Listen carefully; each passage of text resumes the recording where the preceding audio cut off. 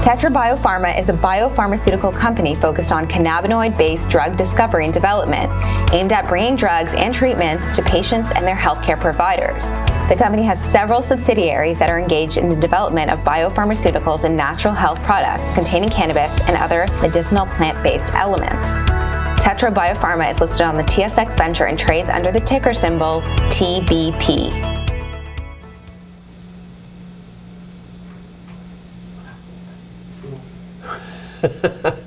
I guess we'll be speaking to him a little bit later on.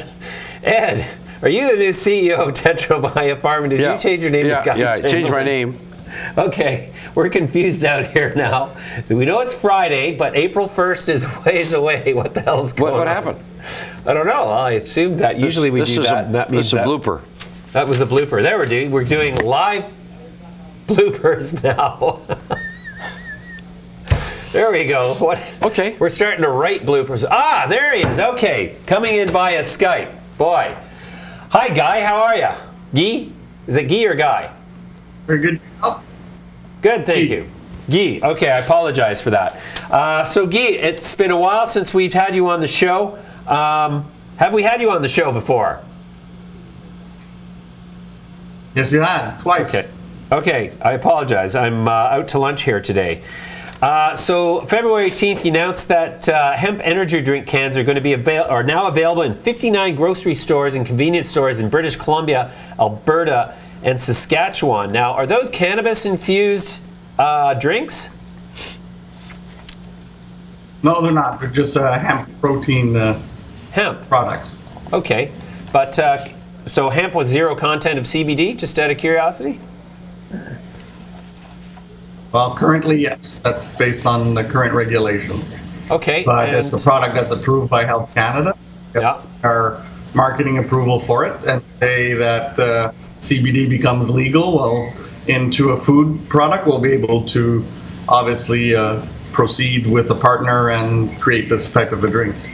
Yeah, perfect. Okay, so we're looking at October 17th this year, according to the federal government? Yeah, if they stay on track, yes. Yeah.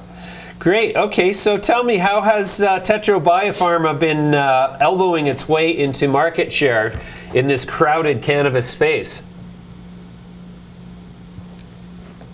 Well, for us, we obviously monitor what happens in the cannabis space, but we're basically behaving and trying to develop all of our products as pharmaceutical drugs. So we work more in the pharmaceutical space.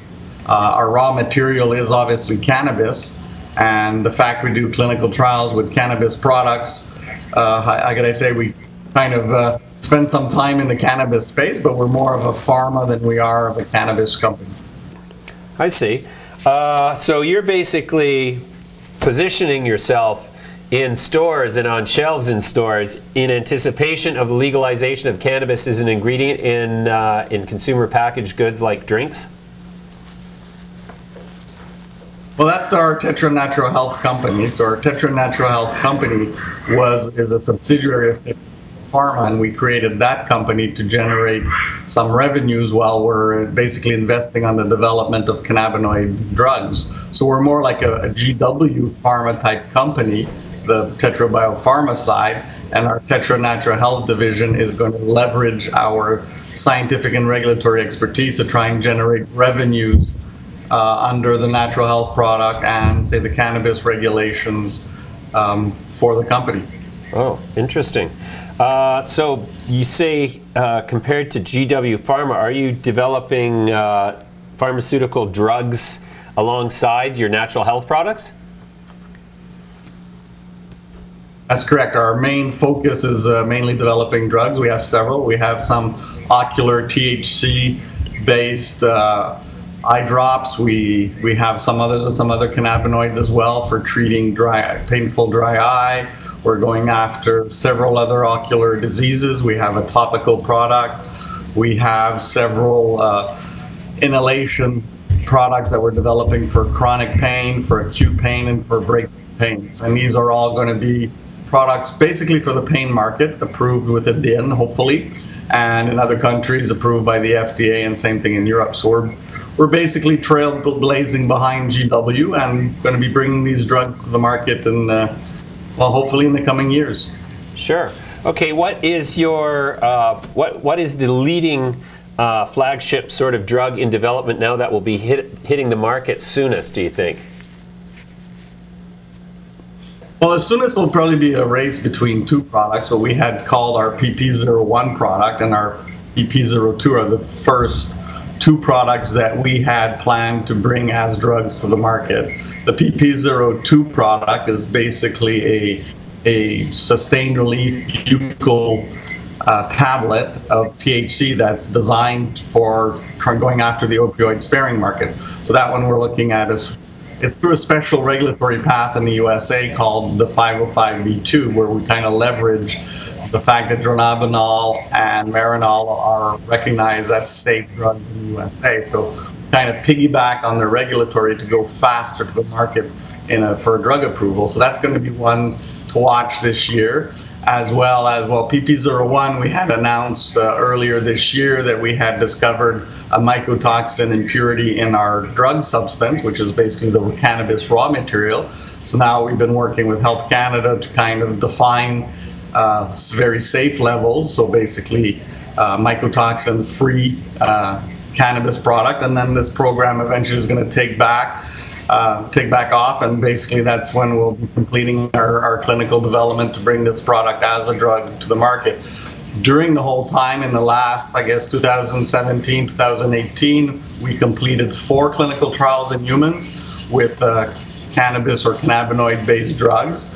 And that's given us a very, very, how can I say, extensive knowledge of the safety, the pharmacokinetics, and the pharmacodynamics of cannabis, how it works in humans, and it led us to filing a patent application so that we've protected new composition of matter, even a fabrication process for one of our drugs.